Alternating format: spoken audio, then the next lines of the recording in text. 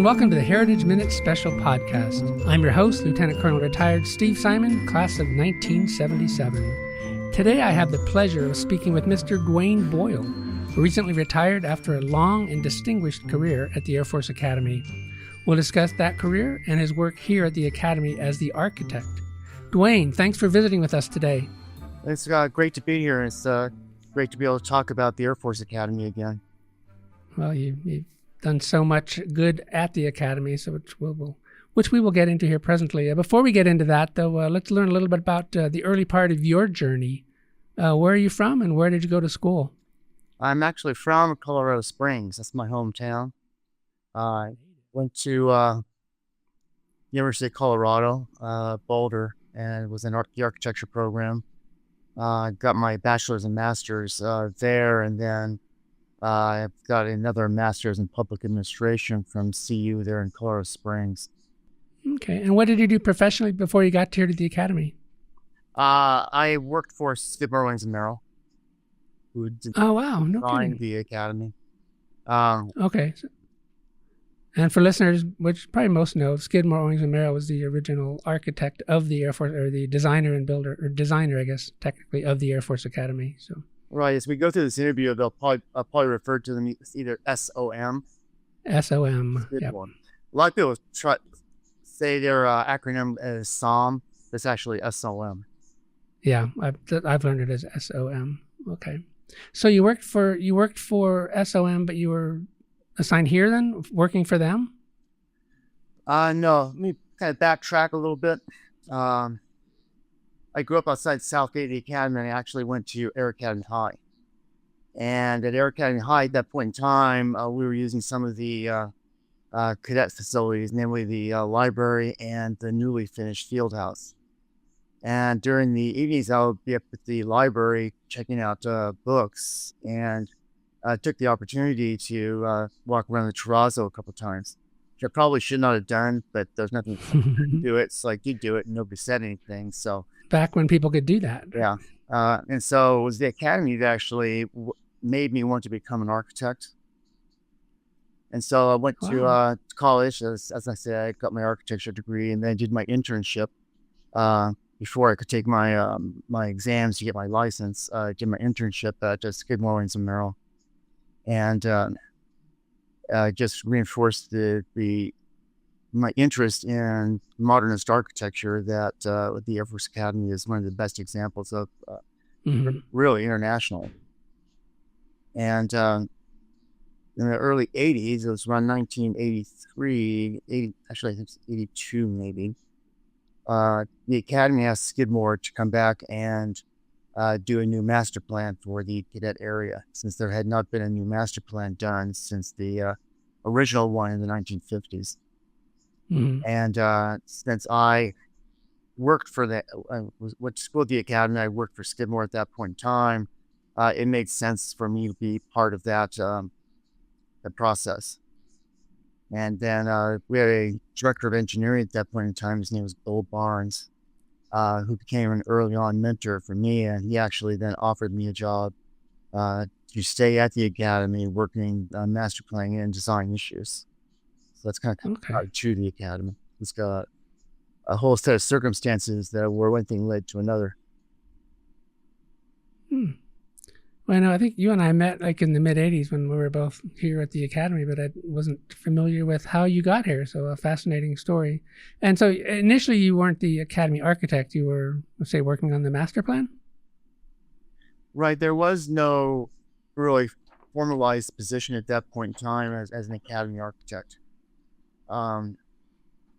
Everything's being done in CE, and that was a transition period, because once SOM was done with their work, which was the final project that they did was the Cadet Chapel, they kind of left the scene, and there was not really anybody overseeing planning and design quality at the Air Force Academy, which is how we ended up with the field house, which is actually functionally a great facility.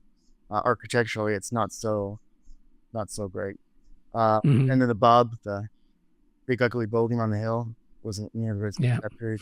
Fortunately, there wasn't a whole lot of money to do a whole lot of damage at that point in time. But when I got there, was a transition period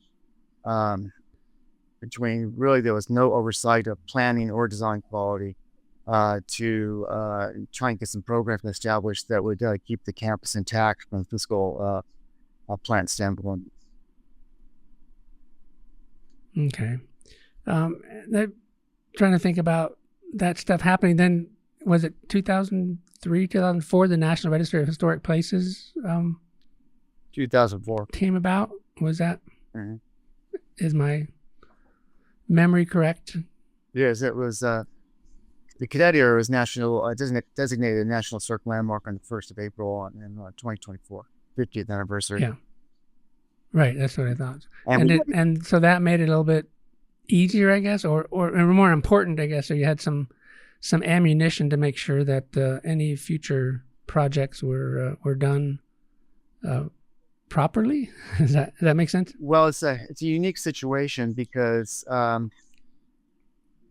there seems to be a habit on a lot of people to, when something isn't going the way they think it should be going from a design standpoint at the academy, they throw out the SHPO, which is State Historic Preservation Office, and also maybe the National Park Service, because they're involved with the National Historic Landmark District.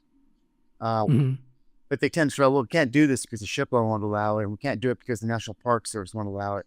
And the reality is, before it ever gets to those two organizations, the academy needs to have a program in place to make sure it's doing the right thing for itself. So, that has actually been a battle that was I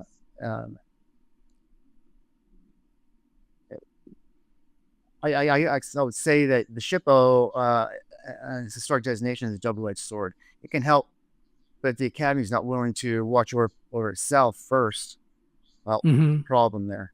And that was how I perceived my role, was to make sure what we were doing was consistent with the heritage of the campus, with the future growth of the campus, and taking into historic preservation concerns, so that when we get to Section 106 process, which is actually consulting with those parties, that we can get things done fairly quickly and easily.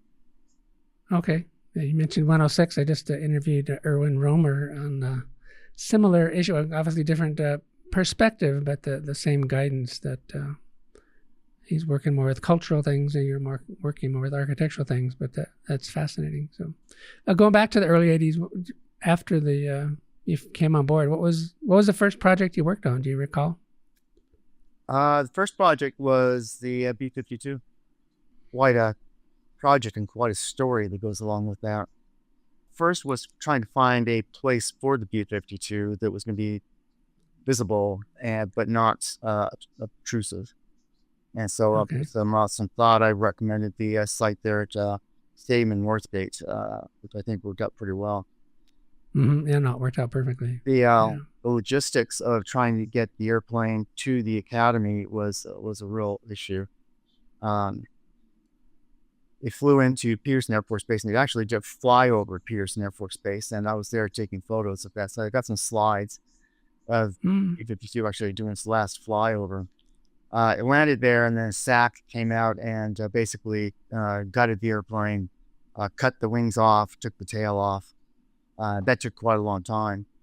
And then the goal was to tow up Powers Boulevard at night. Of course, Powers was much different street than it is today. It was basically two lane and not a whole lot of development along there. And not very many bridges. Right. And so we were working with the Colorado Springs Utilities and the police department. We didn't really advertise that we were going to do it because we didn't want any protests along the way. And the goal was to get up to the and onto the academy before rush hour the next morning. So we left Peterson, went up Powers Boulevard, and the tugs that SAC Block brought out to move the airplane were the same tugs to tow the B-52 as a ground flight line. And it's on flat land. That was not meant to tow the airplanes up and down hills, through Colorado Springs. And so we were constantly snapping pivot pins at either the front tug or the back tug. We had two tugs, one on the front gear and one on the back. And we're constantly snapping those. And SAC folks knew that was going to happen, so they brought a bunch of other pins out, which is supposed to be these really high-tech super high strength pins, and so we had to stop every time one broke. It took about a half an hour to pound one out and get a new one back in, just to get a few little ways down the road and have another one break. And so we were coming down through Briargate in the morning, early in the morning, and we snapped the last pivot pin that we had right before we got to Academy Boulevard. So we actually had to have the B-52 parked in front of the Chapel Hills Mall for that rush hour. We had to wait for the road over. And we had a lieutenant that we basically asked to go down to, I think it was McConnell Hardware on Academy Boulevard. We had to wait till the store opened to get some bolts. And of course, they weren't the high-tech things that brought out, but we needed to be able to get the B-52 onto the Academy. So he came back with a bunch of essentially anchor bolts for houses, pretty soft metal, but we didn't have any other choice, so we put those in. And we made it all the way from the Chapel Hills Mall to the B-52 site on one of those pins. Wow. So you went in the south gate and then along that way, right? Yeah. So we actually got about twice as far on those cheap pins as we got on high-tech, high-strength pins that were brought out. And we snapped the pins back in the B-52 up over the curb at the north gate. We had to let the air out of the tires to get it underneath the railroad bridge. It's just inside the south gate. Right. It's a tight fit. That's a fascinating story. I didn't know any of that. So thanks for sharing that with us. It was a long project, but it was really a fun project. It was great. Yeah, it sounds like it. A lot of contingency planning and dealing with problems on the spot. So, what are some of the other noteworthy projects you oversaw? I know you could probably go on for hours, but what are some of the other things like early on that you were proud of? A lot of master planning projects, and at the Academy, master plan and design go in hand, because it's not just the buildings, it's not just the architecture, it's the spaces between the buildings. It's how one building relates to another building. All those things are important to the campus, the Air Force Academy campus. It's a really special place. In fact, it was the design of the Academy is a collaboration of the best design talent that's available at mid-century. That's particularly interesting today because mid-century architecture, mid-century design is, going really strong now. It's a really popular design. So the Air Force wanted to create a very special place, on par with the other academies and on par with other national monuments. So in the selection process, they narrowed the selection down to, there's like 500 different firms. I don't remember the exact number, but a lot of firms that were interested in getting the commission to design the Academy, because it was one of those commissions of the century. So shortlisted to Skidmore and Merrill, of course, got it. Welton Beckett, so he has Ear Saarinen. Beckett was did a lot of work with Disney. Arnon did Dulles Airport, St. Louis Arch, very significant architect, and some other folks. Harrison and Abramovich was one. Pierre and Luckman was another significant architectural firm that dropped out because they got the Bureau of Standards complex here in Boulder. Obviously, and they also included a consortium of firms put together. They included Frank Lloyd Wright as its Frank Lloyd Wright, called Kitty Hawk Associates. Who did not like this design? No, and Frank Lloyd Wright was he was very outspoken. He was, he liked his stuff, and that's where it ended.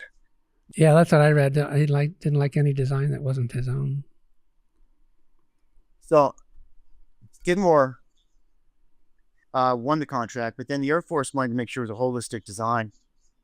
That kind of got kicked off when Nat Owens was the Owens and Skidmore, Owens and Merrill, was actually on site at the Academy and so enamored with the 18,500 acres of basically open space and ranch land that he thought there had to be a way of documenting the site before any construction took place, so they could document nature.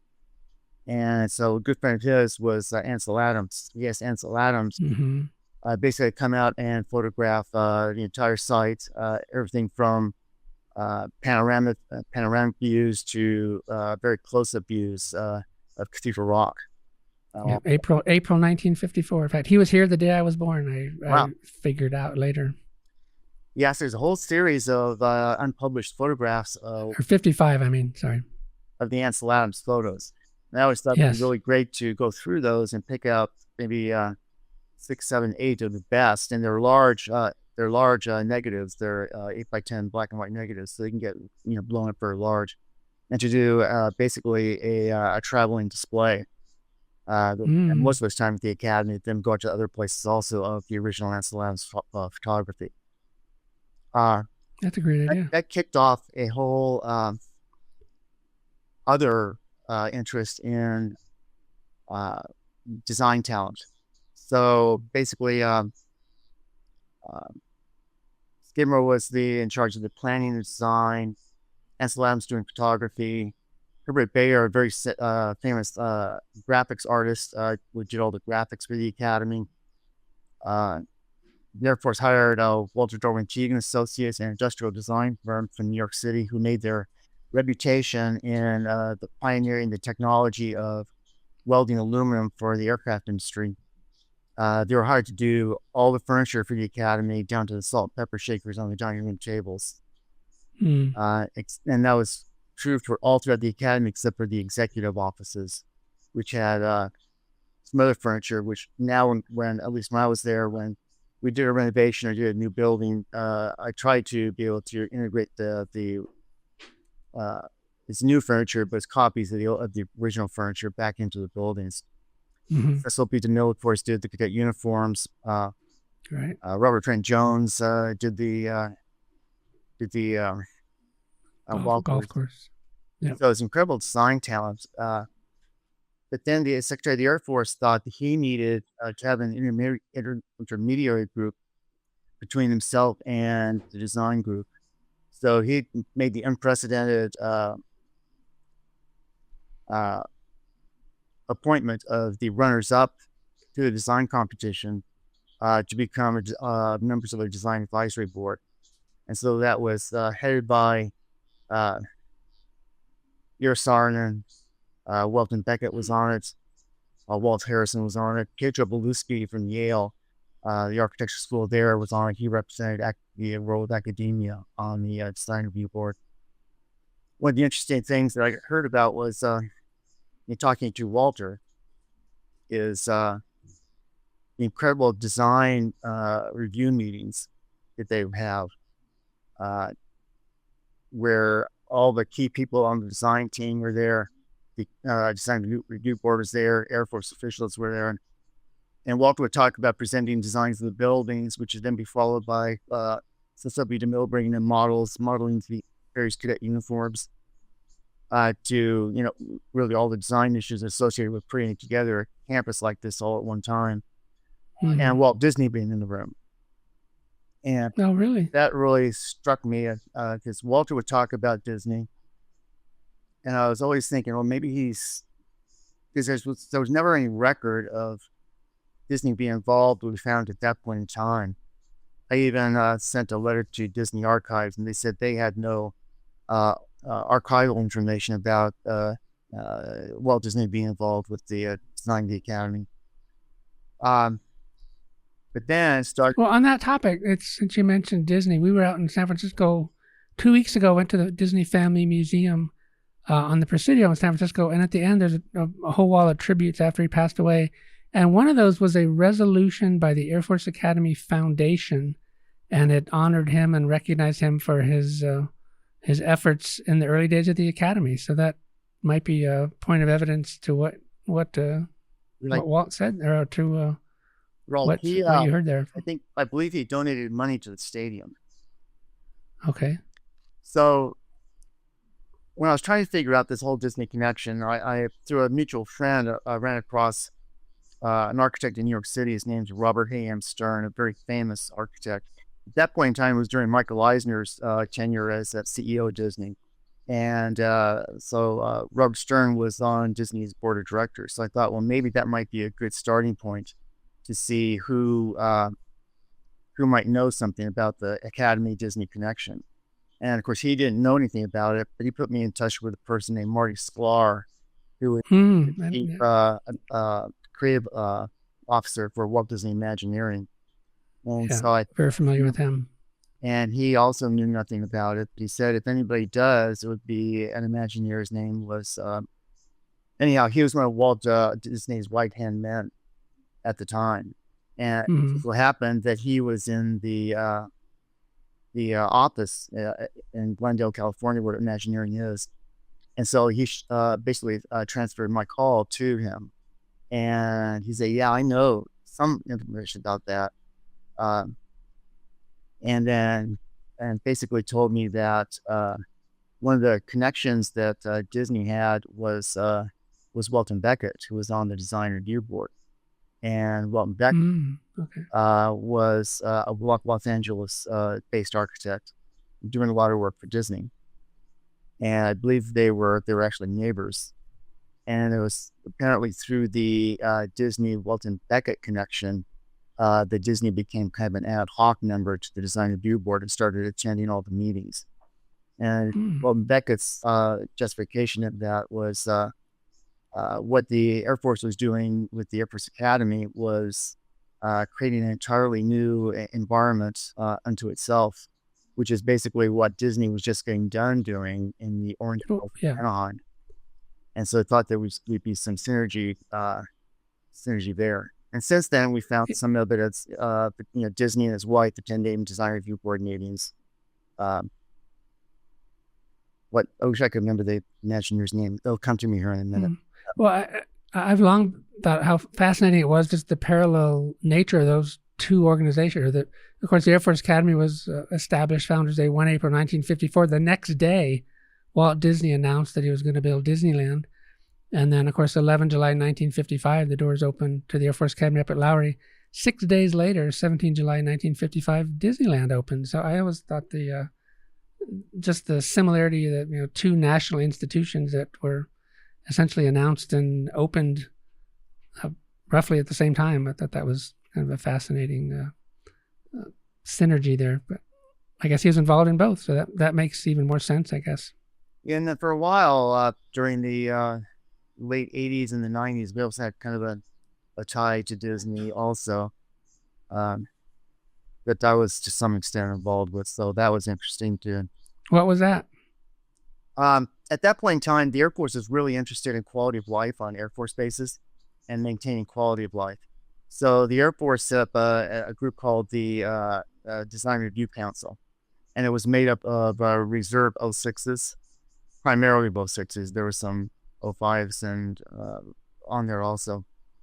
And one of those 06s was a guy named Tom Lewis, and he was a vice president for Disney Imagineering. And so there were several meetings. They liked to come out to the Academy, particularly in the wintertime, and then they extend and go skiing and things like that. But it was always a big deal when they came to the Academy because it was one of our ways of maintaining contact with the folks back at the Pentagon related to design and planning issues. So there was a proposed theme park that was going to go over where Bass Pro Shops is now. It's called Liberty Park, and it was based on American history. And we never really thought that it was going to fly because the weather during the wintertime is not really conducive to theme park operating all year round. Right. But we thought that if it did happen, that was going to drive even more people onto the Academy, which was going to require us to do more planning, spend some more money on parking, and it was going to cause some things we had to address ahead of time, so it wouldn't cause a problem for us if that park did get developed. So I thought that was going to be a really good topic for one of the design advisory council meetings at the Academy. And that was coming down the road, pretty quickly after we found out about Liberty Park. And so I put together slides and did a presentation of various things going on at the Academy. I included Liberty Park in that presentation that I made. I thought it was going to be really interesting to hear Tom Lewis's ideas on that or comments on that since he was with Disney. So I gave the presentation, talked about Liberty Park, what we knew about it. Prom Lewis didn't say a word, which I thought that was kind of strange because I was really expecting a lot of discussion on that. Some other folks in our design advisory council did have questions, but Tom did not. So then we went on to other topics, and I didn't really think anything of it anymore. And so a couple weeks later, I get a phone call from Tom saying, "Can you give me all of the information that you can on Liberty Park, because we like to keep track of what's going on in other parts of the country." And so I sent him things out to him that I could, that was actually just available, through that the media had, nothing that was proprietary, anything like that, because I didn't have any information like that. And so nothing happened. Liberty Park went away like we thought it would. And all of a sudden, Disney announced that there was going to be a American history themed park in Manassas.